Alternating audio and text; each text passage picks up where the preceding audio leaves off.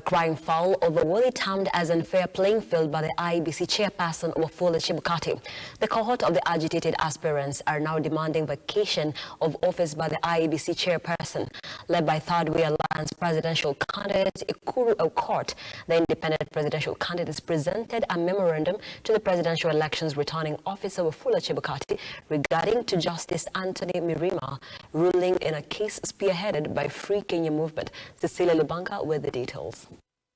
The distraught presidential aspirants were the usual guests at the electoral agency headquarters.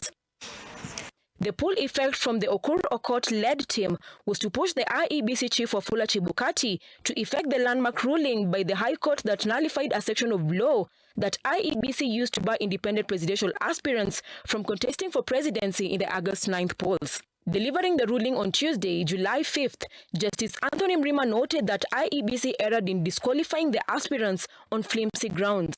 According to the ruling, Justice Mirima declared the requirements for candidates to present copies of IDs of supporters as from at least 24 counties was unconstitutional.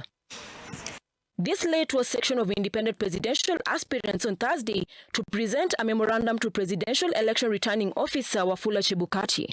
An election is a process. So if you mess up in the midst of that process, you're actually messing up the whole election. The IEBC Dispute Resolution Committee threw out petitions by Wairia and Kagame, who challenged their disqualification based on failure to meet the 2000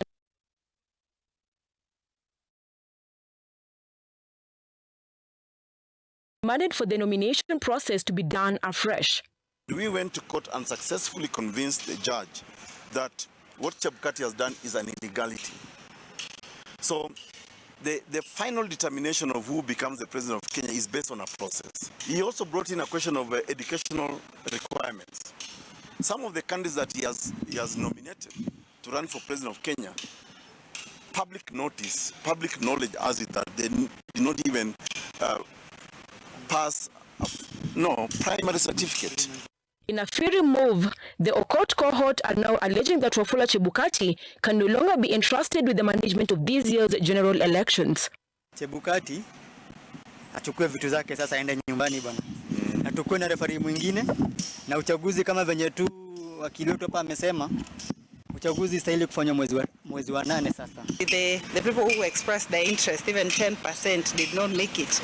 Then that says something about the process and the people involved in the process and very little about the candidate. Ruben Kigame was told that you have not met the requisite supporter list from a majority of counties, 24 counties.